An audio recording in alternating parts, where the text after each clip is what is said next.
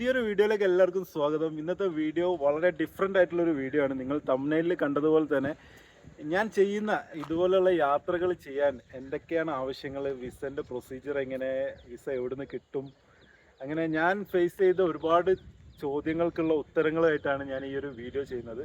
അപ്പോൾ ഈ വീഡിയോ കണ്ടു കഴിഞ്ഞാൽ ഒരുപാട് ആളുകൾക്ക് അതിനെക്കൊണ്ട് ഹെൽപ്പ് ഉണ്ടാവും എന്ന് വിചാരിക്കുന്നു. അതുകൊണ്ടാണ് ഞാൻ ഈ വീഡിയോ ചെയ്യുന്നത്. മാക്സിമം എല്ലാവരും സപ്പോർട്ട് ചെയ്യുക. ഈ വീഡിയോ ഇഷ്ടപ്പെട്ടിട്ടുണ്ടെങ്കിൽ ലൈക്ക് ചെയ്യുക, ഷെയർ ചെയ്യുക.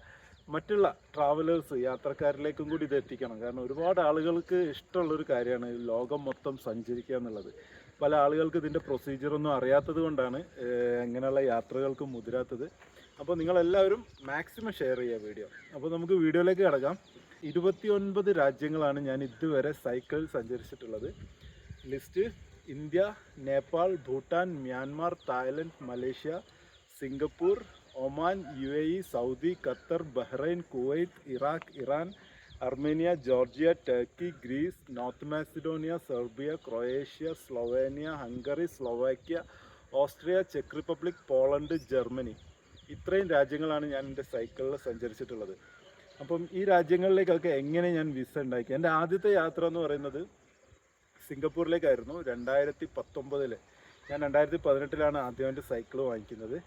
പിന്നീട് ഒരു വർഷം കഴിഞ്ഞപ്പോൾ ആണ് ഞാൻ ഇങ്ങനൊരു യാത്ര ചെയ്യുന്നത്. 2019 ഓഗസ്റ്റ് 7 യാത്ര ആരംഭിച്ചത്. 104 ദിവസം കൊണ്ട് സിംഗപ്പൂർ എത്തി.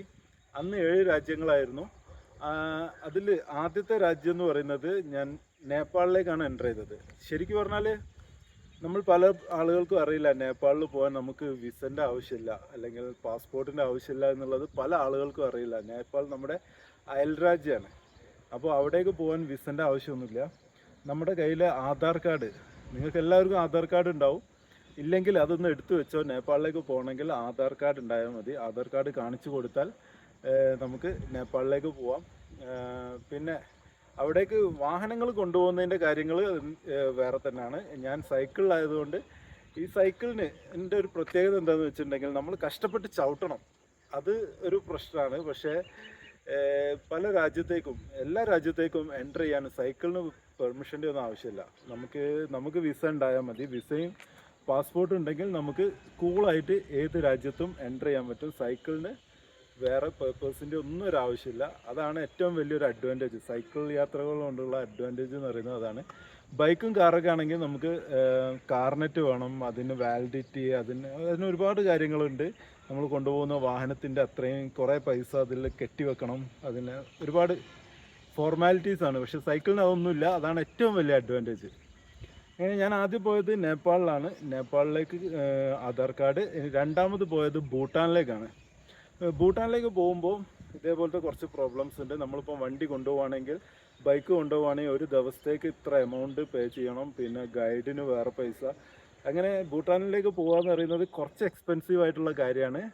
പാസ്പോർട്ടിൻ്റെ ആവശ്യമില്ല, പക്ഷേ ഒരു പെർമിറ്റ് എടുക്കണം. ആ പെർമിറ്റ്, പിന്നെ വാഹനത്തിൻ്റെ ഡെയിലി ചാർജ്, അങ്ങനെ കുറച്ച് എക്സ്പെൻസീവാണ് ഭൂട്ടാനിലേക്ക് പോകാൻ.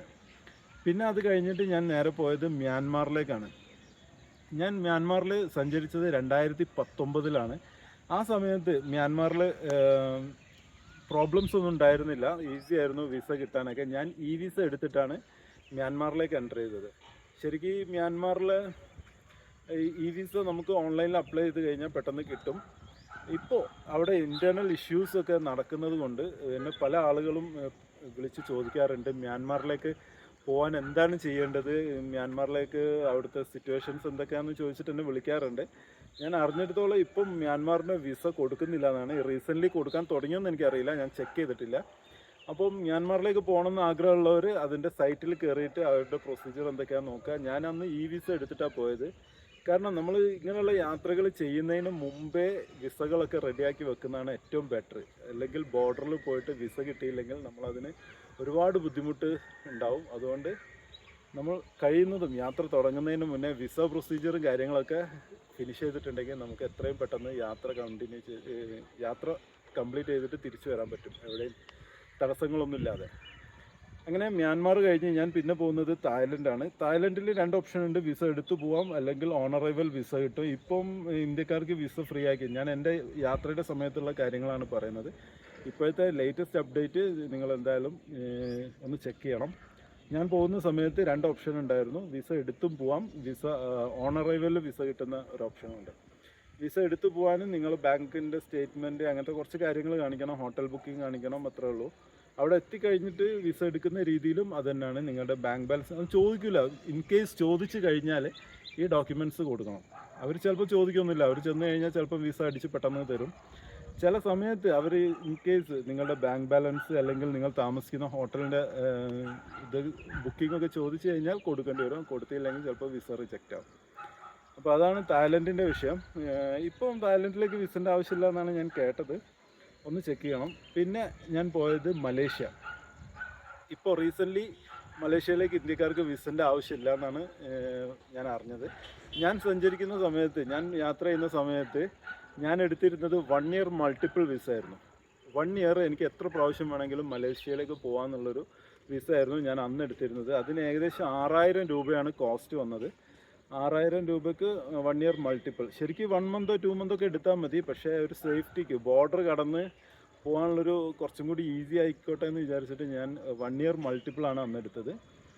പിന്നെ എൻ്റെ അന്നത്തെ യാത്രയിലെ അവസാനത്തെ രാജ്യമായിട്ടുള്ള സിംഗപ്പൂരാണ്. സിംഗപ്പൂരിൻ്റെ വിസയ്ക്ക് ഒരു പ്രശ്നമുണ്ട്. നോർമലി ഓരോ രാജ്യത്തിൻ്റെ വിസക്കും ഒരു വാലിഡിറ്റി ഉണ്ട്. ഫോർ എക്സാമ്പിൾ സിംഗപ്പൂരിൻ്റെ വിസ നമ്മൾ എടുത്തു കഴിഞ്ഞിട്ട് 35 ദിവസത്തിനുള്ളിൽ സിംഗപ്പൂരിൽ എൻ്റർ ചെയ്യണം. എൻ്റെ അന്നത്തെ യാത്ര എന്ന് പറയുന്നത് ഏകദേശം 100-120 ദിവസത്തെ യാത്രയാണ്. അപ്പോൾ ഞാൻ യാത്ര തുടങ്ങുന്നതിന് മുന്നേ വിസ എടുത്ത് വെച്ചിട്ടുണ്ടെങ്കിൽ എനിക്ക് സിംഗപ്പൂർ എത്തുന്നതിന് മുമ്പ് എൻ്റെ വിസ എക്സ്പയർ ആയി പോകും. അവിടെ എത്തിക്കഴിഞ്ഞിട്ട് നമുക്ക് 30 ദിവസം നിൽക്കാനുള്ള ഓപ്ഷൻ ഉണ്ട്, വാലിഡിറ്റി ഉണ്ട്. പക്ഷേ എടുത്തതിന് ശേഷം 35 ദിവസത്തിനുള്ളിൽ അവിടെ എൻ്റർ ചെയ്യണം. മറ്റ് പല രാജ്യത്തിൻ്റെ ആണെങ്കിൽ, ഇപ്പം ഫോർ എക്സാമ്പിൾ മ്യാൻമാറിൻ്റെ ആണെങ്കിൽ 90 ദിവസത്തിനുള്ളിൽ നമ്മൾ അവിടെ എൻ്റർ ചെയ്താൽ മതി. അങ്ങനെ ഓരോ രാജ്യത്തിൻ്റെയും ഡിഫറെൻ്റ് ആണ്. അപ്പം നമ്മൾ ഒരു രാജ്യത്തിൻ്റെ റൂൾസ് നോക്കിയിട്ട് മറ്റു രാജ്യം അങ്ങനെയാണെന്ന് വിചാരിക്കരുത്. ഓരോ രാജ്യത്തിൻ്റെയും ഡിഫറെൻ്റ് ആണ്. അപ്പോൾ അത് കറക്റ്റായിട്ട് അവരുടെ സൈറ്റിൽ പോയിട്ടുണ്ടെങ്കിൽ നമുക്കത് അറിയാൻ പറ്റും. ഇനി നമുക്ക് നമ്മുടെ രണ്ടാമത്തെ യാത്രയുടെ വിശേഷങ്ങൾ, ഇന്ത്യയിൽ നിന്ന് ലണ്ടനിലേക്കുള്ള യാത്രയുടെ വിശേഷങ്ങൾ നോക്കാം. ശരിക്കും പറഞ്ഞാൽ അന്നത്തെ ആ ഒരു യാത്ര 7 കൺട്രികളിലൂടെയുള്ള യാത്ര ചെയ്തപ്പോൾ എനിക്ക് കിട്ടിയ എക്സ്പീരിയൻസും കാര്യങ്ങളും കൊണ്ടാണ് ഞാൻ ഇങ്ങനൊരു വലിയൊരു യാത്രയ്ക്ക്, ഇതുവരെ ആരും ചെയ്യാത്ത ഒരു യാത്രയ്ക്ക് മുതിർന്നത്. അതിന് ഏകദേശം ഒരു 1.5 വർഷത്തെ ഹോംവർക്ക് ഉണ്ട്. പെട്ടെന്നൊരു യാത്ര ചെയ്തതല്ല. ഇതിന് ഒരുപാട് കാര്യങ്ങൾ പഠിക്കാനുണ്ട്. ഓൺലൈനിൽ ചെക്ക് ചെയ്ത് ഗൂഗിൾ ചെയ്ത് ഒരുപാട് ഡാറ്റാസ് നമുക്ക് കളക്ട് ചെയ്യണം. അങ്ങനെ ചെയ്യുന്നൊരു യാത്രയാണ്. യാത്ര കഴിഞ്ഞിട്ടില്ല. ഇപ്പോൾ ജർമ്മനി എത്തി നിൽക്കുകയാണ്. ഞാൻ എൻ്റെ ഒരു വിസൻ്റെ ആവശ്യത്തിന് വേണ്ടി ഇപ്പോൾ ഇന്ത്യയിൽ വന്നപ്പോഴാണ് ഞാൻ ഈ വീഡിയോ ഷൂട്ട് ചെയ്യുന്നത്. അപ്പോൾ ഈ ഒരു യാത്ര 35 രാജ്യങ്ങളാണ്. എനിക്ക് ഈ ഒരു യാത്രയ്ക്ക് വേണ്ടത് ഏകദേശം 13-14 വിസകൾ വേണം. 35 രാജ്യങ്ങൾ. അതിൽ യൂറോപ്യൻ രാജ്യങ്ങളിലേക്ക് പോകാൻ, യൂറോപ്യൻ കാരണം ഷെങ്കൻ റീജിയനിലുള്ള രാജ്യങ്ങളിലേക്ക് പോകാൻ ഒറ്റ വിസ മതി. അതിൽ 27 രാജ്യങ്ങൾ നമുക്ക് ആ ഒരൊറ്റ വിസയിൽ ട്രാവൽ ചെയ്യാൻ പറ്റും. അപ്പം ഇന്ത്യയിൽ നിന്ന് ഞാൻ നേരെ പോയത് ഒമാനിലേക്കാണ്. Oman, UAE, Saudi, Qatar, Bahrain, ഇത്രയും രാജ്യങ്ങളുടെ വിസ എന്ന് പറയുന്നത് വളരെ ഈസിയാണ്. നമുക്ക് ഓൺലൈനിൽ അപ്ലൈ ചെയ്തിട്ടോ അല്ലെങ്കിൽ അവിടെ ആരോടെങ്കിലും പറഞ്ഞു കഴിഞ്ഞാൽ പെട്ടെന്ന് കിട്ടും. അതൊന്നൊരു വലിയ സീനല്ല. ഏതെങ്കിലും ട്രാവൽസിൽ പോയി നമ്മുടെ ഒരു ആവശ്യം പറഞ്ഞു കഴിഞ്ഞാൽ അവർ വിത്തിൻ 2-3 ഡേയ്സ് കൊണ്ട്, വർക്കിംഗ് ഡേയ്സ് കൊണ്ട് സാധനം കിട്ടും. ചില രാജ്യത്തിൻ്റെയൊക്കെ പെട്ടെന്ന് കിട്ടും, ഒരു ദിവസം കൊണ്ട് കിട്ടുന്നുണ്ട്. അപ്പോൾ ഇതിൽ ഏറ്റവും കോംപ്ലിക്കേറ്റഡ് ആയിട്ട് വരുന്നത് കുവൈത്തിൻ്റെ വിസയാണ്. കാരണം ഞാൻ ഈ യാത്ര ചെയ്യുമ്പോൾ എന്നോട് ഒരുപാട് ആളുകൾ ചോദിച്ചൊരു ചോദ്യമുണ്ട്, ഈ വിസയൊക്കെ എങ്ങനെയാണ് റെഡിയാക്കുന്നത്? എസ്പെഷ്യലി നമ്മുടെ GCC കൺട്രിയിലെ കുവൈത്തിൻ്റെ വിസ കിട്ടുക എന്ന് പറഞ്ഞാൽ കുറച്ച് ഡിഫിക്കൽട്ടാണ്. അത്ര ഈസിയുള്ള കാര്യമൊന്നുമല്ല. എല്ലാവർക്കും അറിയേണ്ടത് ഞാൻ എങ്ങനെയാണ് കുവൈത്തിൻ്റെ വിസ റെഡിയാക്കിയതെന്നാണ്. കുവൈത്തിൻ്റെ വിസ ആക്ച്വലി ഞാൻ 2 തവണ കുവൈത്തിൽ പോയി. കാരണം എൻ്റെ ആദ്യത്തെ സ്ട്രെച്ച് ഏകദേശം 1.5-2 വർഷത്തെ യാത്രയാണ് ഇന്ത്യ ടു ലണ്ടൻ. അപ്പോൾ ആദ്യം വിസ എടുത്ത് വെക്കാൻ പറ്റില്ല. കാരണം വിസ എടുത്ത് വെച്ചാൽ 90 ഡേയ്സിൻ്റെ ഉള്ളിൽ എൻ്റർ ചെയ്യണം. അങ്ങനെ വാലിഡിറ്റി കാര്യങ്ങൾ ഉള്ളത് കൊണ്ട് തന്നെ ആദ്യം വിസ എടുത്ത് വെക്കാൻ പറ്റില്ല. അപ്പോൾ ഞാൻ ഇത് 3 ഘട്ടമായിട്ടാണ് ഈ ഒരു യാത്ര ചെയ്യുന്നത്. ആദ്യം ഇന്ത്യയിൽ നിന്ന് കുവൈത്തിലേക്ക് റൈഡ് ചെയ്തു. കുവൈത്തിലേക്ക് സൈക്കിൾ ഓടിച്ച് പോയി. എന്നിട്ട് സൈക്കിൾ കുവൈത്തിൽ വെച്ചിട്ട് തിരിച്ച് വീണ്ടും ഇന്ത്യയിൽ വന്നിട്ട് പിന്നീടുള്ള countries Iraq, Iran, Armenia, Georgia, Turkey, Greece, North Macedonia എന്ന് പറഞ്ഞിട്ട് ബാക്കിയുള്ള കൺട്രീസിൻ്റെ വിസകൾ റെഡിയാക്കിയിട്ട് തിരിച്ചു പോയിട്ട് ജർമ്മനി വരെ റൈഡ് ചെയ്തു. ഈ ജർമ്മനിയിൽ സൈക്കിൾ വെച്ചിട്ടാണ് ഞാനിപ്പോൾ വന്നിട്ടുള്ളത്. എൻ്റെ UK വിസയും ഒരു ഷെങ്കൺ വിസയും കൂടി എടുക്കാൻ വേണ്ടിയിട്ട്. അപ്പോൾ ഇങ്ങനെ ഒരുപാട് കാൽക്കുലേഷനും കാര്യങ്ങളൊക്കെ ഉണ്ടാവണം ഇങ്ങനെയുള്ള യാത്രകൾക്ക്. ചുമ്മാ ഇറങ്ങി പുറപ്പെട്ടാൽ നമ്മുടെ വിസ തീരും, പിന്നെ അവിടെ ജയിലിൽ കിടക്കേണ്ടി വരും, അല്ലെങ്കിൽ ഫൈൻ അടക്കേണ്ടി വരും, പിന്നെ വിസ കിട്ടില്ല. നമ്മൾ ഒരു വട്ടം ഷെങ്കൺ വിസ വയലേറ്റ് ചെയ്തിട്ടുണ്ടെങ്കിൽ അവർ തരുന്ന വിസ 90 ഡേയ്സ് ആണെങ്കിൽ 91 ഡേയ്സ് നിന്ന് കഴിഞ്ഞിട്ടുണ്ടെങ്കിൽ പിന്നെ നമ്മളൊരു ഷെങ്കൺ അപ്ലൈ ചെയ്യുമ്പോൾ നമുക്ക് വിസ കിട്ടില്ല. അപ്പോൾ നമുക്ക് കുവൈത്തിൻ്റെ വിസയിലേക്ക് വീണ്ടും വരാം. മറ്റുള്ള കൺട്രീസിൻ്റെ വിസ വളരെ ഈസിയാണ്. അതെനിക്ക് പല ആളുകളും വൺ ഇന്ത്യ കൈ ടീമിലെ കുറേ ഫ്രണ്ട്സ്, പിന്നെ യാത്രയിൽ പരിചയപ്പെട്ട കുറേ ആളുകൾ ഫ്രണ്ട്സൊക്കെ ഉണ്ട്. അപ്പോൾ ആ ഫ്രണ്ട്സ് റിലേറ്റീവ്സൊക്കെയാണ് എനിക്ക് ഈ വിസകളൊക്കെ റെഡിയാക്കി തന്നത്. കുവൈത്തിൻ്റെത് ബദറുസമ ഹോസ്പിറ്റലിൻ്റെ കെയർ ഓഫിലാണ് ഞാൻ വിസ റെഡിയാക്കിയത്. അവിടെയുള്ള ഏതെങ്കിലും ഹോസ്പിറ്റലോ അല്ലെങ്കിൽ അങ്ങനെയുള്ള അവർക്ക് വിസ എടുക്കാൻ കുറച്ചും കൂടി ഈസിയാണ്. അവരുടെ ബിസിനസ് ആവശ്യങ്ങൾക്ക് പല ആളുകളെ കൊണ്ടുപോകാനൊക്കെ ഉള്ളതുകൊണ്ടായിരിക്കാം അവർക്ക് വിസക്ക് അപ്ലൈ ചെയ്താൽ പെട്ടെന്ന് വിസ കിട്ടും. അതാണ് അവിടെ ഉള്ളൊരു ഫ്രണ്ട് അഷ്റഫ് ഖാൻ എന്ന് പറയുന്ന ഒരാളാണ് ബദറുസമേൻ്റെ പുള്ളിയാണ് എനിക്ക് വിസ റെഡിയാക്കി തന്നത്. 2 വട്ടം ഞാൻ അവിടെ പോയി. ഒരു പ്രാവശ്യം അഷ്റഫ് ഖാൻ ആയിരുന്നു, ഒരു പ്രാവശ്യം എനിക്ക് വിസ റെഡിയാക്കി തന്നത് ബാദുഷ എന്ന് പറയുന്ന ഒരാളായിരുന്നു. അങ്ങനെ 2 വട്ടം ഞാൻ കുവൈത്തിൽ പോയി. സെയിം ഇതേ റൂൾ തന്നെ, ഏതെങ്കിലും ഒരു കമ്പനികൾക്ക് വിസ അപ്ലൈ ചെയ്താൽ പെട്ടെന്ന് കിട്ടും. പിന്നീട് ഞാൻ പോയത് കുവൈത്തിൽ നിന്ന് തിരിച്ച് ഞാൻ നാട്ടിൽ വന്നു. നാട്ടിൽ വന്നിട്ട് അങ്ങനെ ഇന്ത്യയിലുള്ള ഇറാഖ് എംബസിയിൽ പോയി ഞാൻ കാര്യം പറഞ്ഞപ്പോൾ അവർ പറഞ്ഞു ഇന്ത്യൻ ഗവൺമെൻറ്റിൻ്റെ ലെറ്ററും കൊണ്ട് വരികയാണെങ്കിൽ ഇറാഖിൻ്റെ വിസ തരാം. അപ്പോൾ എനിക്കൊരു ആരോടും ചോദിക്കാനില്ല, ഇതുവരെ ഇറാഖിൽ പോയ ആളുകളെ എനിക്ക് പരിചയമില്ല. അങ്ങനെ ഒരാളോടും ചോദിക്കാനില്ലാതെ ഞാൻ സ്റ്റക്കായി നിൽക്കുന്ന സമയത്താണ് എൻ്റെ ഒരു ഫ്രണ്ട് വഴി കുവൈത്തിലുള്ള ഇറാഖ് എംബസീനെ ഞാൻ ബന്ധപ്പെടുന്നത്. അവിടെ ഇറാഖ് എംബസിയിൽ വർക്ക് ചെയ്യുന്ന ഒരാളുടെ കണക്ഷൻസ് എൻ്റെ ഫ്രണ്ട് വഴി, എൻ്റെ ഒമാനിലുള്ളൊരു ഫ്രണ്ട് വഴി കിട്ടി. അദ്ദേഹം കണക്ട് ചെയ്ത് തന്നു. ഞാൻ അവിടെ പോയി കുവൈത്തിലെത്തിയ സമയത്ത് ഞാൻ അവിടെ പോയിട്ട് അവരോട് കാര്യം പറഞ്ഞു. ഒന്നുമില്ല, ഞാൻ വിസക്ക് അപ്ലൈ ചെയ്തു. അവിടുത്തെ കൗണ്ടറിൽ പോയിട്ട് വിസക്ക് അപ്ലൈ ചെയ്തപ്പോൾ അവിടുത്തെ അംബാസഡർ ഇതറിഞ്ഞു, ഇങ്ങനെ ഒരാൾ സൈക്കിളുമായിട്ട് വന്നിട്ടുണ്ട്, വിസക്ക് അപ്ലൈ ചെയ്തിട്ടുണ്ട് എന്നുള്ളത് ഇറാഖ് അംബാസഡർ അറിഞ്ഞു. അപ്പോൾ അദ്ദേഹത്തിൻ്റെ ചേംബറിലേക്ക് എന്നെ ഇൻവൈറ്റ് ചെയ്തു.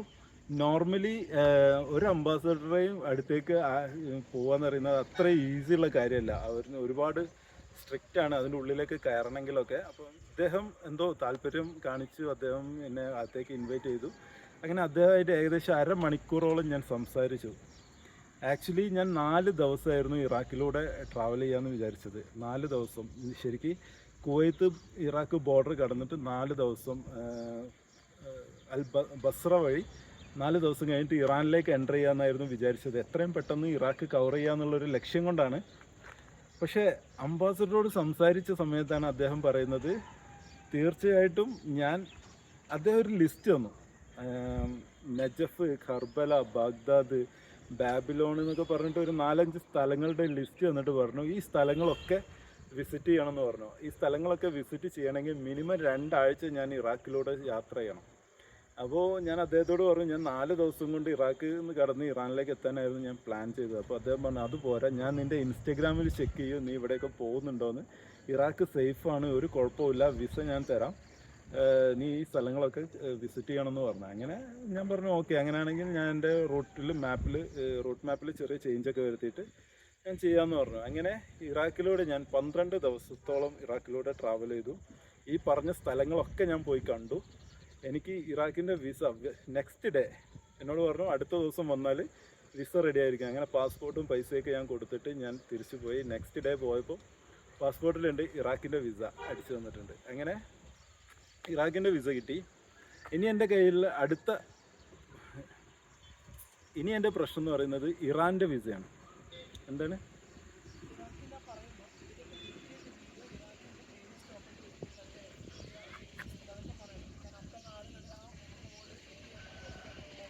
അപ്പം നിങ്ങൾക്ക് എൻ്റെ ഇറാഖിലെ വീഡിയോസ് കാണാൻ ആഗ്രഹം ഉണ്ടാവും. ഒരുപാട് ഇതുവരെ ആരും ആരും കാണിക്കാത്ത ഒരുപാട് നല്ല നല്ല കാഴ്ചകളുള്ള വീഡിയോസാണ് ഇറാഖിൻ്റെ വീഡിയോസ്. അപ്പോൾ അത് കാണണമെങ്കിൽ മുകളിലുള്ള ഈ ലിങ്കിലൊന്ന് ക്ലിക്ക് ചെയ്താൽ മതി. അപ്പോൾ ഇറാഖിൻ്റെ വീഡിയോസ് നിങ്ങൾക്ക് കാണാൻ താല്പര്യം ഉണ്ടെങ്കിൽ മുകളിലുള്ള ഈ ലിങ്കിലൊന്ന് ക്ലിക്ക് ചെയ്താൽ നിങ്ങൾക്ക് ഇറാഖിൻ്റെ വീഡിയോസ് കാണാൻ പറ്റും. ഒരുപാട് നല്ല നല്ല കണ്ടൻറ്റുള്ള വീഡിയോസാണ്. പിന്നീട് ഞാൻ പോകുന്നത് ഇറാനിലേക്കാണ്. ഇപ്പോൾ ഇറാൻ്റെ വിസ എങ്ങനെ റെഡിയാക്കി എന്നുള്ളതായിരിക്കും അടുത്ത ചോദ്യം. ഇന്ത്യയിലുള്ള ഇറാൻ്റെ എംബസിയിലേക്ക് ഞാൻ കോഴിക്കോടുള്ളൊരു ട്രാവൽസ് വഴി, ആക്ച്വലി ഈ വിസ പ്രൊസീജിയറൊക്കെ ഞാൻ ചെയ്തത് കോഴിക്കോടുള്ളൊരു ട്രാവൽസ് വഴിയാണ്. നമ്മുടെ എയർ ട്രാവൽ എൻ്റർപ്രൈസ് എന്ന് പറയുന്ന നമ്മുടെ അവിടുത്തെ നൗഫൽക്കുണ്ട്, നമ്മുടെ ബെസ്റ്റ് ദോസ്താണ്. അദ്ദേഹമാണ് എനിക്ക് ഈ വിസകളും കാര്യങ്ങളുടെയൊക്കെ പ്രൊസീജിയറും കാര്യങ്ങളൊക്കെ ചെയ്തു തന്നത്. അവരുടെ ഓഫീസ് വരുന്നത് നമ്മുടെ ബേബി ഹോസ്പിറ്റൽ, കോഴിക്കോട് മാവൂർ റോഡിൽ ബേബി ഹോസ്പിറ്റലിൻ്റെയൊക്കെ അടുത്തായിട്ട്, ശരിക്കും പറഞ്ഞാൽ കണ്ണങ്കണ്ടി ഇലക്ട്രോണിക്സിൻ്റെ നേരെ ഓപ്പോസിറ്റായിട്ട്, ബ്രിഡ്ജിൻ്റെ ഓപ്പോസിറ്റായിട്ടാണ് ഈ ഒരു സ്ഥാപനം സ്ഥിതി ചെയ്യുന്നത്. പേര് എയർ ട്രാവൽ എൻ്റർപ്രൈസ്. നമ്പർ ഞാൻ ഈ ഡിസ്ക്രിപ്ഷനിൽ കൊടുക്കാം. അപ്പോൾ അവരാണ് എനിക്ക് ഇത്രയും രാജ്യങ്ങളുടെ വിസയ്ക്കുള്ള പ്രൊസീജിയറും അതിനുള്ള കാര്യങ്ങളൊക്കെ ചെയ്തു തന്നത്.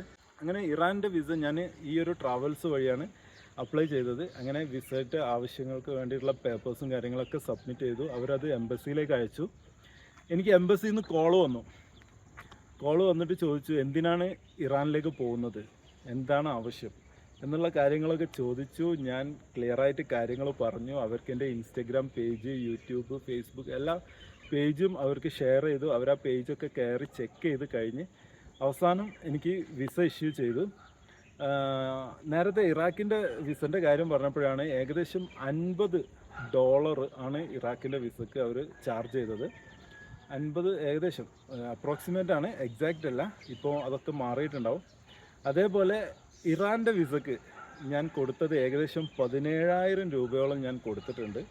നല്ല കോസ്റ്റ്ലിയാണ്. 17-16 രൂപ ഞാൻ കൊടുത്തിട്ടുണ്ട്. 16,000 രൂപയോളം ഞാൻ സ്പെൻഡ് ചെയ്തിട്ടുണ്ട് ഇറാഖ് വിസക്ക്. പക്ഷേ അവർ വിളിച്ച് വെരിഫിക്കേഷനൊക്കെ കഴിഞ്ഞ് അവർ ഓക്കെ ആണെങ്കിൽ മാത്രമേ, നമുക്ക് അവരെ കൺവിൻസ് ചെയ്യാൻ പറ്റിയാൽ മാത്രമേ വിസ അവർ പ്രൊവൈഡ് ചെയ്യുള്ളൂ. ഇപ്പോൾ റീസെൻ്റ്ലി ഇറാനിലേക്ക് ഇന്ത്യക്കാർക്ക് വിസ ഫ്രീ ആണെന്ന് ഞാൻ കേട്ടിട്ടുണ്ട്. അത് എന്താണെന്നുള്ളത് കറക്റ്റ് അറിയില്ല, അതൊന്ന് ചെക്ക് ചെയ്യണം. പിന്നെ ഇറാനിന് ഞാൻ പ്ലാൻ ചെയ്തിരുന്നത് നേരെ പോകാൻ വേണ്ടിയിട്ട് അസർബൈജാൻ ആയിരുന്നു. അങ്ങനെ ഇറാനിലൂടെ റൈഡ് ചെയ്ത് അസർബൈജാൻ്റെ ബോർഡറിലെത്തി. അവിടെ എത്തിയപ്പോൾ അവർ പറഞ്ഞു ബോർഡർ വഴി അങ്ങോട്ടേക്ക് എൻ്റർ ചെയ്യാൻ പറ്റില്ല.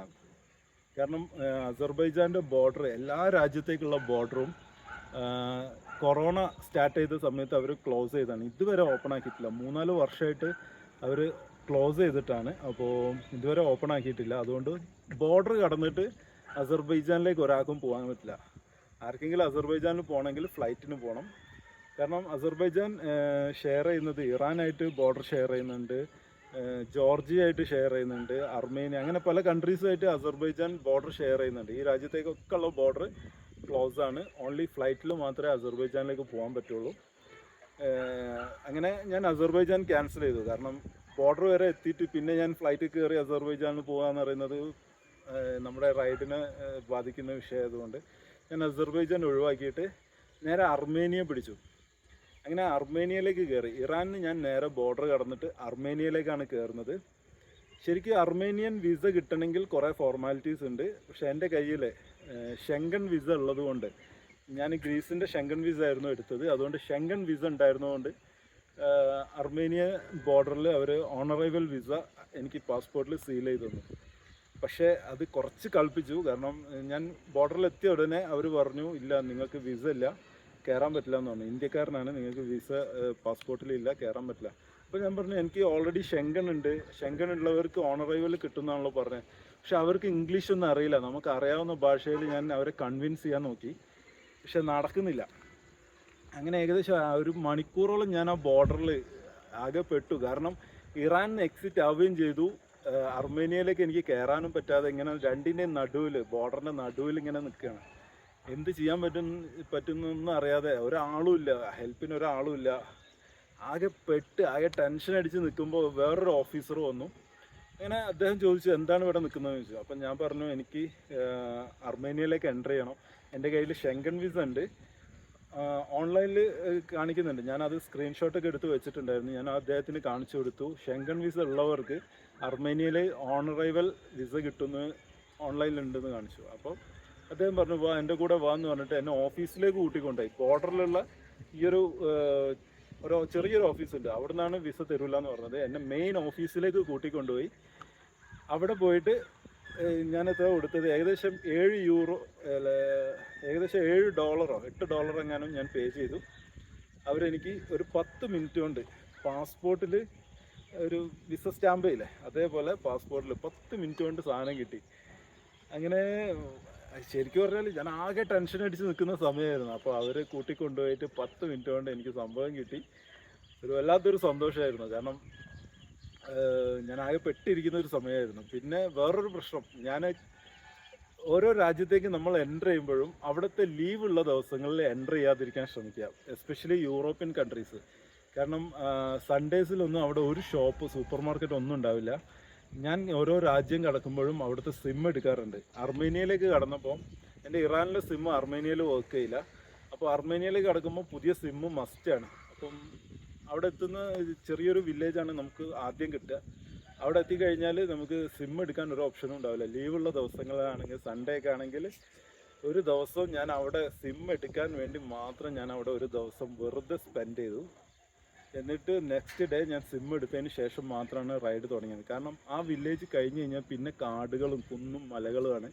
പിന്നെ സിം എടുക്കാൻ ഒരു ഓപ്ഷനും ഇല്ല. പിന്നെ നെറ്റ്വർക്ക് ഉണ്ടാവില്ല, കമ്മ്യൂണിക്കേഷൻ മൊത്തം ബ്ലോക്കാവും. അതുകൊണ്ട് ഞാൻ ഒരു ദിവസം അവിടെ വെറുതെ സ്പെൻഡ് ചെയ്തിട്ട് നെക്സ്റ്റ് ഡേ സിമ്മൊക്കെ എടുത്തതിന് ശേഷമാണ് ഞാൻ യാത്ര കണ്ടിന്യൂ ചെയ്തത്. പിന്നെ അങ്ങനെ അർമേനിയയിലൂടെ ട്രാവൽ ചെയ്തു, യെരവാനിൽ പോയി. ഒരുപാട് നല്ല നല്ല എക്സ്പീരിയൻസ് ആണ് അർമേനിയയിലെ യാത്രകളിലൂടെ ഉണ്ടായിട്ടുള്ളത്. അതിൻ്റെ ഒക്കെ വിശേഷങ്ങൾ നിങ്ങൾ ഈ യൂട്യൂബ് ചാനലിൻ്റെ ലിങ്കിലൊന്ന് ക്ലിക്ക് ചെയ്താൽ കിട്ടും കേട്ടോ. പിന്നെ ഞാൻ പോകുന്നത് അർമേനിയയിൽ നിന്ന് പോകുന്നത് ജോർജിയയിലേക്കാണ്. അർമേനിയയിൽ നിന്ന് യെരവാനിൽ ഞാൻ നേരെ ജോർജിയ ലക്ഷ്യമാക്കി പോയി. നല്ല ബ്യൂട്ടിഫുൾ ആയിട്ടുള്ള സ്ഥലങ്ങളാണ് ഈ അർമേനിയ എന്ന് പറയുന്നത്. ദിലിജാൻ എന്നൊക്കെ പറയുന്ന വളരെ മനോഹരമായിട്ട് സ്വിറ്റ്സർലൻഡിലൊക്കെ പോയതുപോലുള്ള കാഴ്ചകളാണ് ഈ ദിലിജാൻ എന്ന് പറയുന്ന സ്ഥലമുള്ളത്. വളരെ ഹില്ലി ആയിട്ടുള്ള സ്ഥലമാണ്. അവിടുന്ന് ഞാൻ ജോർജിയയിലേക്ക് കടന്നു. ജോർജിയയിലും അർമേനിയയിലും എനിക്ക് കുറച്ച് പ്രോബ്ലംസ് ഒക്കെ നേരിടേണ്ടി വന്നിട്ടുണ്ട്. കുറച്ച് റേസിസം അങ്ങനെയുള്ള കാര്യങ്ങളൊക്കെ എനിക്ക് ഫേസ് ചെയ്യേണ്ടി വന്നിട്ടുണ്ട്. അതുകൊണ്ട് എൻ്റെ വീഡിയോ കണ്ടാൽ മനസ്സിലാവും അവിടെ ഞാൻ എന്തൊക്കെയാണ് ഫേസ് ചെയ്തിട്ടുള്ളത്. ഈ യാത്ര പോകുന്നതിന് മുമ്പ് ഈ രാജ്യങ്ങളിലേക്ക് ഇങ്ങനെയുള്ള യാത്രകൾ പോകുന്നവരാണെങ്കിൽ തീർച്ചയായിട്ടും ഈ വീഡിയോസൊക്കെ ഒന്ന് കാണണം. നിങ്ങൾക്ക് ചെറിയൊരു ഐഡിയ കിട്ടും ആ രാജ്യത്തെക്കുറിച്ചും ആ രാജ്യത്തിൻ്റെ കാര്യങ്ങളെക്കുറിച്ചൊക്കെ ചെറിയൊരു ഐഡിയ കിട്ടും. അപ്പോൾ തീർച്ചയായിട്ടും ഈ വീഡിയോസ് കാണാൻ മറക്കണ്ട. പിന്നെ ജോർജിയ വിസ നമ്മൾ ഇന്ത്യക്കാർക്ക് കിട്ടില്ല. ഇന്ത്യക്കാർക്ക് ജോർജിയ വിസ കിട്ടാൻ പാടാണ്. പിന്നെ ജോർജിയയിൽ ഒരുപാട് ടൂറിസ്റ്റുകൾ വരുന്നത് എങ്ങനെയാണെന്ന് വെച്ചിട്ടുണ്ടെങ്കിൽ, ഒന്നെങ്കിൽ ജി സി സിയിൽ വർക്ക് ചെയ്യുന്ന മലയാളികളായിരിക്കും. അവർക്ക് ജോർജിയൻ വിസ ഓൺ അറൈവലാണ്, വളരെ ഈസി ആയിട്ട് കിട്ടും. ജി സി സിയിൽ വർക്ക് പെർമിറ്റ് അല്ലെങ്കിൽ അവിടെ താമസിക്കുന്ന ആളുകളാണെങ്കിൽ ജോർജിയൻ വിസ വളരെ ഈസി ആയിട്ട് കിട്ടും. പക്ഷേ ഇന്ത്യയിൽ നിന്ന് ഒരാൾ പോവുകയെന്ന് പറയുന്നത് അത് കുറച്ച് പാടാണ്, അങ്ങോട്ട് വിസ കിട്ടുന്നില്ല. ഇനിയിപ്പോൾ റീസെൻ്റ്ലി മാറിയോന്ന് എനിക്കറിയില്ല. അതൊക്കെ ഈ കാര്യങ്ങളൊക്കെ പറയുന്നത് ഞാൻ എൻ്റെ യാത്രയുടെ കാര്യങ്ങൾക്ക് വേണ്ടിയിട്ട് ഞാനിവരെ ബന്ധപ്പെട്ടപ്പോൾ കിട്ടിയ ഇൻഫർമേഷൻസ് ആണ്. റീസെൻ്റ്ലി വന്ന ചേഞ്ച് എന്തെങ്കിലും ഉണ്ടെങ്കിൽ താഴെ നിങ്ങൾ മെൻഷൻ ചെയ്തോളൂ, മെസ്സേജായിട്ട് ഇട്ടോളൂ കേട്ടോ. പിന്നെ ജോർജിയൻ്റെത്, അങ്ങനെ ജോർജിയയിലേക്ക് എൻ്റർ ചെയ്തു. എൻ്റെ ഷെങ്കൻ വിസ കാണിച്ചു കൊടുത്ത് ഞാൻ ജോർജിയയിലേക്ക് എൻ്റർ ചെയ്തു. ഏകദേശം ജോർജിയയിലേക്ക് ഞാൻ എൻ്റർ ചെയ്തത് ഫ്രീ ആയിട്ടാണ്. എന്നോട് പൈസയൊന്നും വാങ്ങിയിട്ടില്ല. എൻ്റെ കയ്യിൽ ഷെങ്കൻ വിസ കാണിച്ചു കൊടുത്തപ്പം എനിക്ക് ജോർജിയയിലേക്കുള്ള വിസക്ക് പൈസ വേണ്ടി വന്നില്ല. അവർ ജസ്റ്റ് സ്റ്റാമ്പ് ചെയ്തിട്ട് എൻ്റെ കയ്യിലേക്ക് പാസ്പോർട്ട് തന്നു, പോയിക്കോന്ന് പറഞ്ഞു. ഞാൻ പൈസ കൊടുക്കേണ്ടി വരും, പൈസയൊക്കെ റെഡിയാക്കി വെച്ചതായിരുന്നു കൊടുക്കാൻ വേണ്ടിയിട്ട്.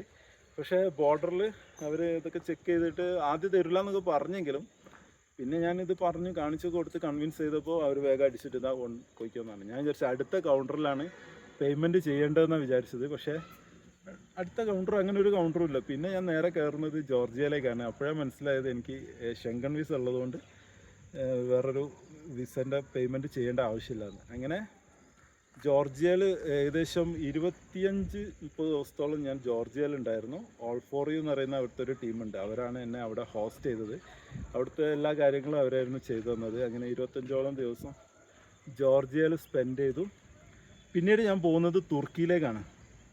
തുർക്കി വിസ കിട്ടണമെങ്കിലും കുറച്ച് ഫോർമാലിറ്റീസ് ഉണ്ട്. നമ്മൾ ഇന്ത്യയിൽ നിന്ന് അപ്ലൈ ചെയ്യുകയാണെങ്കിൽ നമ്മുടെ സാലറി സർട്ടിഫിക്കറ്റ്, അത് IT, അങ്ങനത്തെ കുറേ പ്രൊസീജിയേഴ്സ് ഉണ്ട്. അവർ പറയുന്ന ഡോക്യുമെൻറ്റ്സ് ഒക്കെ കൊടുത്തു കഴിഞ്ഞാലേ തുർക്കി വിസ കിട്ടുള്ളൂ. ഏകദേശം 17,000 രൂപയോളം തുർക്കി വിസക്കും എക്സ്പെൻസ് വരുന്നുണ്ട്. അപ്പം അത് കിട്ടണമെങ്കിൽ ഒരുപാട് പേപ്പേഴ്സ് സബ്മിറ്റ് ചെയ്യണം. പക്ഷേ എനിക്ക് തുർക്കി വിസ കിട്ടിയത് കുവൈത്തിലെ തുർക്കി എംബസിയിൽ എൻ്റെ ഒരു ഫ്രണ്ട് വർക്ക് ചെയ്യുന്നുണ്ട്.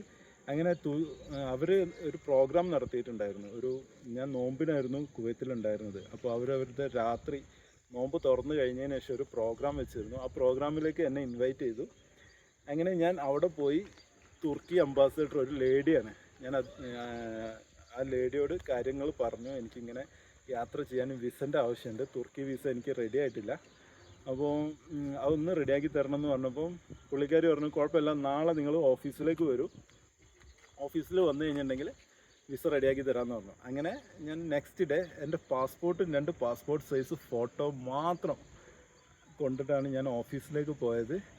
ഓഫീസിൽ പോയിട്ട് ഈ 2 സാധനങ്ങൾ കൊടുത്തപ്പം അവർ ചിരിക്കുകയാണ്, ആ കൗണ്ടറിൽ ഇരിക്കുന്ന ആളുകൾ ചിരിക്കുകയാണ്. കാരണം യൂഷ്വലി വിസക്ക് പോകുമ്പോൾ, വിസക്ക് അപ്ലിക്കേഷൻ കൊടുക്കാൻ പോകുമ്പോൾ ഒരുപാട് പേപ്പേഴ്സ് ഉണ്ടാവും, ഒരട്ടിക്ക് പേപ്പേഴ്സ് ഉണ്ടാവും, സാലറി സർട്ടിഫിക്കറ്റ്, ITR, അത് ഇത് എന്നൊക്കെ പറഞ്ഞിട്ട് ഒരുപാട് പേപ്പേഴ്സ് ഉണ്ടാവും. ഇത് അതൊന്നും ഇല്ലാതെ ജസ്റ്റ് ഒരു പാസ്പോർട്ടും 2 പാസ്പോർട്ട് സൈസ് ഫോട്ടോ, അത് 2 മാത്രമേ ഞാൻ കൊടുത്തിട്ടുള്ളൂ. അത് ജസ്റ്റ് അങ്ങോട്ട് കൊടുത്തു. നെക്സ്റ്റ് ഡേ എന്നോട് വന്ന് കളക്ട് ചെയ്തോളം പറഞ്ഞു. എനിക്ക് നെക്സ്റ്റ് ഡേ വിസ റെഡി ആയിരുന്നു. ഏകദേശം ഒരു 17,000 രൂപയോളം ഇന്ത്യൻ മണി, 17,000 രൂപയോളം ഞാൻ കുവൈത്തിൽ കൊടുത്തിട്ടാണ് എനിക്ക് വിസ കിട്ടിയത്. വിസ വളരെ ഈസി ആയിട്ട് കിട്ടി കേട്ടോ, അതും വളരെ എടുത്തു പറയേണ്ട ഒരു കാര്യമാണ്. പിന്നെ ഞാൻ തുർക്കിയിൽ നിന്ന് നേരെ പോകുന്നത് യൂറോപ്പിലേക്കാണ്. യൂറോപ്പ് എന്ന് പറയുന്നത് എനിക്ക് ഷെങ്കൺ ഏരിയയിലേക്കാണ്. അപ്പോൾ എൻ്റെ കയ്യിൽ ഷെങ്കൺ, ഞാൻ കുവൈത്തിൽ നിന്ന് നാട്ടിൽ വന്ന സമയത്ത് ഡൽഹി പോയിട്ട് എൻ്റെ ഷെങ്കൺ വിസയും കാര്യങ്ങളൊക്കെ റെഡിയാക്കിയിട്ടുണ്ടായിരുന്നു. അപ്പോൾ ഡൽഹിയിലുള്ള ഗ്രീസ് എംബസി എന്നെ അങ്ങോട്ടേക്ക് വിളിപ്പിച്ചു. കാരണം അവർക്ക് ഈ ഒരു ഡോക്യുമെൻറ്റ്സ്, ഞാൻ സബ്മിറ്റ് ചെയ്ത ഡോക്യുമെൻറ്റ്സ് നോക്കിയിട്ട് ഒന്നും മനസ്സിലാവുന്നില്ല എന്ന് തോന്നുന്നു. കാരണം ഒരുപാട് ഡോക്യുമെൻറ്റ്സ്, എൻ്റെ യാത്രയോടനുബന്ധിച്ചുള്ള ഒരുപാട് ഡോക്യുമെൻറ്റ്സ് ഞാൻ സബ്മിറ്റ് ചെയ്തിട്ടുണ്ടായിരുന്നു. അപ്പോൾ അതിലൊക്കെ അവർക്കൊരു ക്ലാരിഫിക്കേഷൻ വേണ്ടിയിരുന്നു. അങ്ങനെ അവർ എന്നെ അങ്ങോട്ടേക്ക് ഇൻവൈറ്റ് ചെയ്തു. അങ്ങനെ ഞാൻ ഇവിടെ നിന്ന്, കേരളത്തിൽ നിന്ന് ഫ്ലൈറ്റ് പിടിച്ച് ഡൽഹിക്ക് പോയി, അവിടെ ചെന്ന് കാര്യങ്ങളൊക്കെ എക്സ്പ്ലെയിൻ ചെയ്ത് കൊടുത്തു. എൻ്റെ ആക്ച്വലി നോർമലി നമ്മൾ ഷെങ്കൺ വിസയ്ക്ക് അപ്ലൈ ചെയ്യുമ്പോൾ നമുക്ക് ഒരുപാട് ഡോക്യുമെൻറ്റ്സ് വേണം. നമ്മുടെ സാലറി സർട്ടിഫിക്കറ്റ്, ITR, 6 മാസത്തെ സ്റ്റേറ്റ്മെൻറ്റ്, പിന്നെ നമ്മൾ അങ്ങനെ ഒരുപാട് കാര്യങ്ങൾ സബ്മിറ്റ് ചെയ്യാനുണ്ട്. പക്ഷേ എൻ്റെ ഒരു കേസിൽ ഞാൻ വർക്ക് ചെയ്യല്ല, എനിക്ക് സാലറി സർട്ടിഫിക്കറ്റ്, ITR അങ്ങനത്തെ കാര്യങ്ങളൊന്നും ഇല്ലാത്തത് കൊണ്ട് എൻ്റെ യാത്രയുമായിട്ട് ബന്ധപ്പെട്ടിട്ട് ഇതുവരെ ചെയ്ത യാത്രകളുടെ ഡീറ്റെയിൽസും പിന്നെ ഈ യാത്രയായിട്ട് ബന്ധപ്പെട്ടിട്ടുള്ള കുറേ ഫോട്ടോസ്, എംബസി വിസിറ്റ്, പിന്നെ അങ്ങനെയുള്ള കുറേ കാര്യങ്ങൾ ഒരു ബ്രോഷറാക്കി വെച്ചിട്ടുണ്ടായിരുന്നു. ആ ബ്രോഷറാണ് ഞാൻ ആക്ച്വലി സബ്മിറ്റ് ചെയ്തിട്ടുള്ളത്. പിന്നെ അതിൻ്റെ കൂടെ നമ്മുടെ ബാങ്കിൽ സ്റ്റേറ്റ്മെൻറ്റ് കാണിക്കണം, 6 മാസത്തെ സ്റ്റേറ്റ്മെൻറ്റ്, അത് പക്കായിരിക്കണം. ബാക്കിയുള്ള കാര്യങ്ങളൊക്കെ അവർ വേണ്ടാന്ന് വെക്കെങ്കിലും ഈ ഒരു സംഭവം മസ്റ്റാണ്. ബാങ്ക് സ്റ്റേറ്റ്മെൻറ്റ് കാണിക്കണം, അതിൽ ബാലൻസ് ഉണ്ടായിരിക്കണം. 0 ബാലൻസ് ആയിട്ട് ആരും പോയിട്ട് വിസക്ക് അപ്ലൈ ചെയ്താലും വിസ കിട്ടില്ല. അപ്പോൾ അത് മസ്റ്റായിട്ട് ശ്രദ്ധിക്കണം.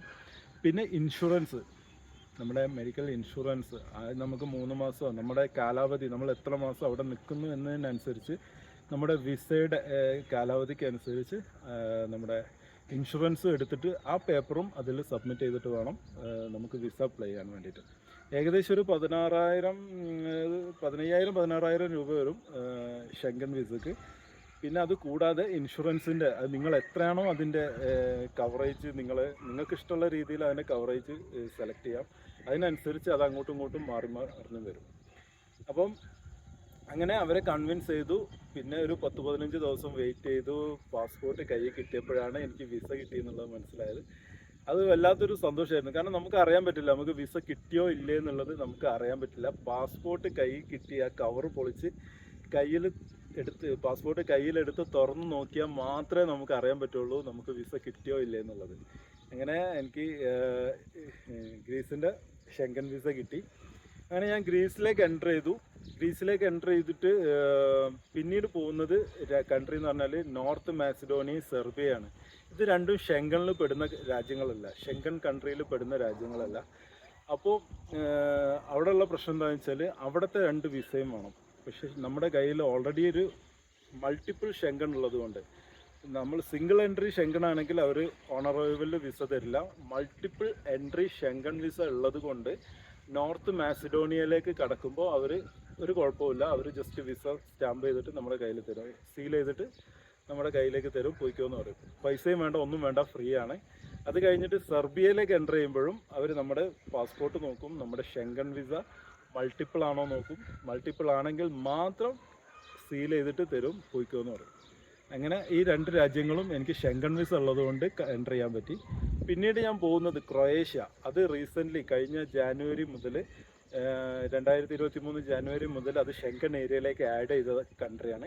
അപ്പോൾ അതുകൊണ്ട് ഓൾറെഡി ഷെങ്കൺ ഉള്ളത് കൊണ്ട് എനിക്ക് ആ രാജ്യത്തേക്ക് എൻ്റർ ചെയ്യാം. പിന്നീട് അങ്ങോട്ടുള്ള എല്ലാ രാജ്യങ്ങളും സ്ലൊവേനിയ, ഹംഗറി, സ്ലോവാക്യ, ഓസ്ട്രിയ, ചെക്ക് റിപ്പബ്ലിക്, പോളണ്ട്, ജർമ്മനി ഇങ്ങനെയുള്ള എല്ലാ രാജ്യങ്ങളും പിന്നീട് എനിക്ക് കയ്യിൽ ഷെങ്കൺ വിസ ഉള്ളത് കൊണ്ട് ഈ ഏരിയയിലേക്ക് കടക്കുന്നത് അറിയ പോലുമില്ല. നമുക്ക് അവിടെ എവിടെ ഒരു ചെക്ക് പോയിന്റോ ആളുകളോ നമ്മളെ പാസ്പോർട്ട് ചെക്ക് ചെയ്യാനോ നമുക്ക് എമിഗ്രേഷനോ ഒന്നും ഉണ്ടാവില്ല. മുമ്പ് അവിടെ ഉണ്ടായിരുന്ന ചെക്ക് പോയിന്റുകളിൽ ഇപ്പോൾ ആളില്ലാതെ കാലിയായി കിടക്കുന്നുണ്ടാവും. നമുക്ക് അതിലൂടെ കൂളായിട്ട് കടന്നു പോവാം. ആരും ചോദിക്കാനും പറയാനും ഉണ്ടാവില്ല. രാജ്യങ്ങൾ തമ്മിലുള്ള അതിർത്തികൾ ചിലപ്പോൾ ഒരു ബ്രിഡ്ജ് മാത്രമേ കാണുള്ളൂ. അവിടെ 2 ബോർഡ് ഉണ്ടാവും. ഒരു സൈഡിൽ ഒരു രാജ്യമാണ്, മറ്റേ സൈഡിൽ മറ്റേ രാജ്യമാണെന്നുള്ളൊരു ബോർഡ് മാത്രമേ കാണുള്ളൂ.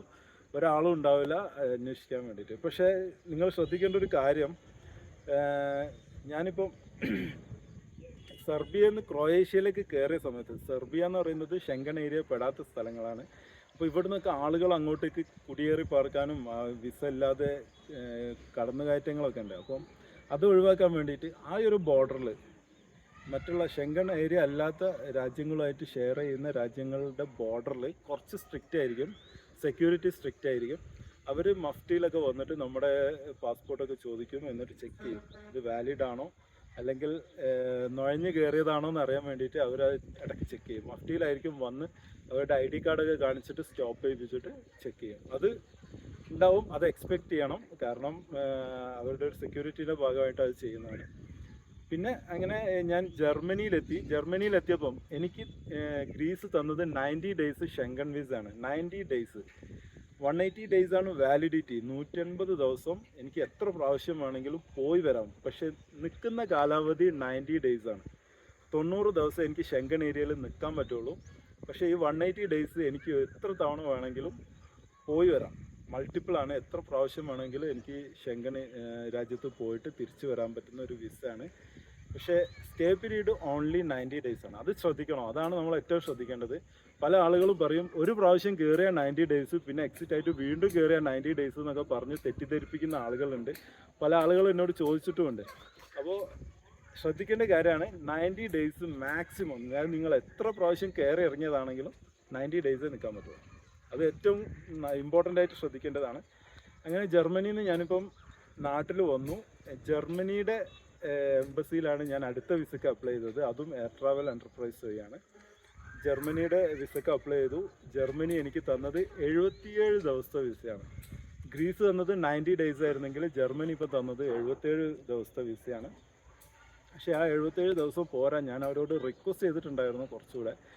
നോർമലി ഫസ്റ്റ് ടൈം ഷെങ്കൺ കിട്ടുമ്പോൾ 1 മാസത്തേക്കൊക്കെ ഷെങ്കൺ കിട്ടുകയുള്ളൂ. അന്ന് എനിക്ക് അവർ 6 മാസത്തേക്ക് അടിച്ചു തന്നു നോക്കണ്ട. അത് കിട്ടുക എന്ന് പറയുന്നത് ഓരോ ഭാഗ്യമാണ്. അപ്പോൾ ഇപ്രാവശ്യം ജർമ്മനി എനിക്ക് തന്നത് വെറും 77 ദിവസമാണ്. കുറച്ച് ചൊറയാണ്. ജർമ്മൻ എംബസിയിൽ നിങ്ങൾ വിസക്ക് അപ്ലൈ ചെയ്യാന്ന് വെച്ചാൽ കുറച്ച് ചൊറയാണ്, വളരെ സ്ട്രിക്റ്റ് ആണ് ആ കാര്യത്തിൽ. അപ്പം എല്ലാ പേർപ്പസും പക്ക ആണോ എന്ന് ശ്രദ്ധിക്കും. അല്ലെങ്കിൽ ചൊറഞ്ഞ് അതൊക്കെ റെഡിയാക്കിയിട്ട് മാത്രമേ വിസ തരുള്ളൂ. അപ്പോൾ കഴിയുന്നത് നിങ്ങൾ ജർമ്മൻ എംബസിയിൽ നിങ്ങൾ ഷെങ്കൺ വിസക്ക് കൊടുക്കാതിരിക്കുക. മറ്റുള്ള ഒരുപാട് രാജ്യങ്ങളുണ്ട് ഈസി ആയിട്ട് വിസ കിട്ടുന്ന, മറ്റുള്ള രാജ്യങ്ങളിൽ നിങ്ങൾ അപ്ലൈ ചെയ്തോളൂ. ജർമ്മനിൻ്റെ എംബസിയിൽ നിങ്ങൾ കഴിയുന്നതും വിസ കൊടുക്കാതിരിക്കാൻ ശ്രമിക്കുക. വേറൊരു കാര്യം ശ്രദ്ധിക്കേണ്ടത്, നിങ്ങൾ ഏത് രാജ്യത്തിൻ്റെ വിസയ്ക്കാണോ കൊടുത്തത്. ഞാൻ ആദ്യം ഗ്രീസിൻ്റെ വിസ കൊടുക്കാൻ കാരണം ആ രാജ്യത്താണ് ഞാൻ ആദ്യം എൻ്റർ ചെയ്യുന്നത്. ഷെങ്കൺ ഏരിയയിലെ ഗ്രീസിലാണ് ഞാൻ ഫസ്റ്റ് എൻ്റർ ചെയ്യുന്നത്. അതുകൊണ്ടാണ് ഞാൻ ആ ഒരു വിസ കൊടുത്തത്. ആദ്യം എൻ്റർ ചെയ്യുന്ന രാജ്യത്തിൻ്റെ സീലായിരിക്കും നമ്മുടെ പാസ്പോർട്ടിൽ ഉണ്ടാവുക. അപ്പോൾ അത് അവർക്ക് രണ്ടാമത്തെ പ്രാവശ്യം അപ്ലൈ ചെയ്യുമ്പോൾ അത് റിജക്റ്റ് ചെയ്യാനൊരു കാരണമാവാൻ ചാൻസ് ഉണ്ട്. ആവാൻ ചാൻസ് ഉണ്ട്. അതുകൊണ്ട് നിങ്ങൾ എപ്പോഴും നിങ്ങൾ ഏത് രാജ്യത്തേക്കാണോ പോകുന്നത്, ആദ്യം പോകുന്നത് ആ രാജ്യത്തിൻ്റെ വിസ എടുക്കാൻ വേണ്ടി ശ്രമിക്കാം. അല്ലെങ്കിൽ നിങ്ങൾ എടുക്കുന്ന കൺട്രിയിൽ ആദ്യം പോയിട്ട് നിങ്ങൾക്ക് പോകേണ്ട സ്ഥലത്തേക്ക് പോയിക്കോളൂ, എന്നാലും കുഴപ്പമില്ല. പക്ഷേ എടുക്കുന്ന വിസ ഏത് രാജ്യത്തിനാണോ അവിടെ തന്നെ എൻ്റർ ചെയ്യാൻ വേണ്ടി ശ്രമിക്കാം. അങ്ങനെ ഞാനിപ്പം ജർമ്മനിയുടെ ഷെങ്കൺ വിസ എടുത്തു. കഴിഞ്ഞ ദിവസമാണ് എനിക്ക് കിട്ടിയത്. പിന്നെ എനിക്ക് വേണ്ടൊരു വിസ എന്ന് പറയുന്നത് UK വിസയാണ്. UK വിസയും സെയിം ഫോർമാലിറ്റീസൊക്കെ സെയിം ആണ്. പക്ഷേ കുറച്ചുകൂടി ടഫാണെന്നാണ് എല്ലാവരും പറഞ്ഞിരുന്നത്. ഈ ഷെങ്കൺ വിസ കിട്ടുന്ന പോലെ അത്ര ഈസി അല്ല UK വിസ കിട്ടാൻ.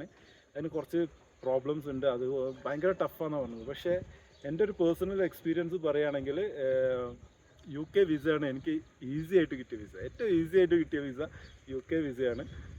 എനിക്ക് ഗ്രീസിൻ്റെ വിസ എന്നെ അവർ ഡൽഹിയിൽ വിളിച്ചു. ഞാൻ അവിടെ പോയി കൺവിൻസ് ഒക്കെ ചെയ്തിട്ടാണ് എനിക്ക് ഫസ്റ്റ് ഗ്രീസിൻ്റെ ഷെങ്കൺ കിട്ടിയത്. ജർമ്മനിയിൽ കിട്ടിയത് ഒരു 10-20 മെയിൽ അങ്ങോട്ടും ഇങ്ങോട്ടും അയച്ചു. അവർക്ക് ഇൻവിറ്റേഷൻ വേണമെന്ന്. നമ്മൾ വിസക്ക് ആപ്ലിക്കേഷൻ കൊടുക്കുന്ന സമയത്ത് ഇൻവിറ്റേഷൻസ് കൊടുക്കും. നമ്മൾ ആ രാജ്യത്ത് നിന്ന് ആരെങ്കിലും ഇൻവൈറ്റ് ചെയ്യുന്നുണ്ട് എന്നുള്ള ലെറ്ററൊക്കെ കൊടുക്കും. അല്ലെങ്കിൽ നമ്മുടെ താമസം സ്റ്റേ ഹോട്ടലിലാണെന്നൊക്കെ പറഞ്ഞിട്ടുള്ള കുറേ പേപ്പേഴ്സ് കൊടുക്കണം. അങ്ങനെ ജർമ്മനിയുടെ കാര്യത്തിൽ ഞാനിതൊന്നും കൊടുത്തിട്ടില്ല. കാരണം ഓൾറെഡി എനിക്ക് UK വിസ കിട്ടിയതാണ്. അപ്പോൾ ഈസി ആയിട്ട് ജർമ്മനിയുടെ ഷെങ്കൻ കിട്ടും എന്നൊരു ഓവർ കോൺഫിഡൻസ് എനിക്ക് ഉണ്ടായിപ്പോയി. അതുകൊണ്ടാണെന്ന് അറിയില്ല, കുറച്ച് മെനക്കെട്ടു. അവർ റിജക്റ്റ് ചെയ്യാൻ ഡെഡ് ലൈൻ തന്നു. പിന്നെ റിജക്റ്റ് ആവുമെന്ന് പേടിയായിരുന്നു. പിന്നെ അവർക്ക് ജർമ്മനിയിൽ ഒരു ഇൻവിറ്റേഷൻ വേണമെന്ന് പറഞ്ഞു. ഞാൻ റൊട്ടേറിയനാണ്, അപ്പോൾ റോട്ടറി ക്ലബിൻ്റെ ഇൻവിറ്റേഷൻ വേണമെന്ന് പറഞ്ഞു. അത് കിട്ടാനുള്ളൊരു കാലതാമസം എല്ലാം കൂടി അവസാനം എനിക്ക് അങ്ങനെ എല്ലാ വിസയും കിട്ടി. UK വിസ കിട്ടി, 2 ഷെങ്കൻ വിസ റെഡിയായി. ബാക്കിയുള്ള രാജ്യങ്ങളുടെ വിസയൊക്കെ എനിക്ക് കിട്ടിയത് ഈ ഒരു പ്രൊസീജിയർ ഇങ്ങനെയുള്ള കാര്യങ്ങൾ ചെയ്തിട്ടാണ്. അപ്പോൾ നിങ്ങൾക്ക് എന്തെങ്കിലും ഡൗട്ട്സ് ഉണ്ടെങ്കിൽ ഞാൻ താഴെ എയർ ട്രാവൽ എൻ്റർപ്രൈസിൻ്റെ നമ്പർ ഡീറ്റെയിൽസും കാര്യങ്ങളും ഞാൻ താഴെ കൊടുക്കാം. നിങ്ങൾക്ക് അവിടെ കോൺടാക്ട് ചെയ്യുകയാണെങ്കിൽ നിങ്ങളുടെ വിസ കാര്യങ്ങൾക്ക് അവർ അസിസ്റ്റ് ചെയ്ത് തരുന്നതാണ്. കൂടുതൽ എന്തെങ്കിലും അറിയാനുണ്ടെങ്കിൽ നിങ്ങൾ താഴെ വീഡിയോന് കമൻ്റായിട്ട് അയച്ചോളൂ. അതിനുള്ള ആൻസർ ഞാൻ അയക്കുന്നതാണ്.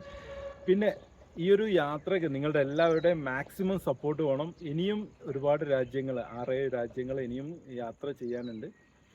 അടുത്തത് ഞാൻ പോകുന്നത് Denmark, Sweden, Netherland, Belgium, Norway, അങ്ങനെ ഫ്രാൻസ്, ഒരുപാട് രാജ്യങ്ങൾ ഇനിയും സഞ്ചരിക്കാനിരിക്കുന്നു. ഈ വീഡിയോ കാണുന്നവരെ നിങ്ങൾ ഫ്രണ്ട്സോ റിലേറ്റീവ്സോ ആരെങ്കിലും ഈ രാജ്യങ്ങളിലൊക്കെ ഉണ്ടെങ്കിൽ അവർക്ക് ഈ ഒരു വീഡിയോ ഒന്ന് അയച്ചു കൊടുക്കുക. അല്ലെങ്കിൽ ഇങ്ങനെ ഒരാൾ വരുന്നുണ്ട്, ഒന്ന് ഫോളോ ചെയ്യാനോ സബ്സ്ക്രൈബ് ചെയ്യാനോ പറയുക. കാരണം എനിക്ക് ഈ യാത്രയിൽ ഒരുപാട് സപ്പോർട്ട് വേണം.